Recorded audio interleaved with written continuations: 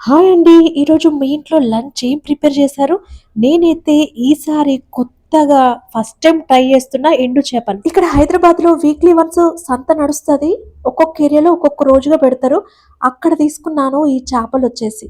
ఈ చేప పేరేదో చెప్పింది ఆ అమ్మే అవ్వ. నాకైతే ఈ ఎండు గుర్తులేదబ్బా. చేపల్ని, రొయ్యల్ని ప్యాకెట్లలో పెట్టి సేల్ చేస్తున్నారు. ఒక్క ప్యాకెట్ వచ్చేసి ₹20. నేను ఒకటే ప్యాకెట్ తీసుకున్నా.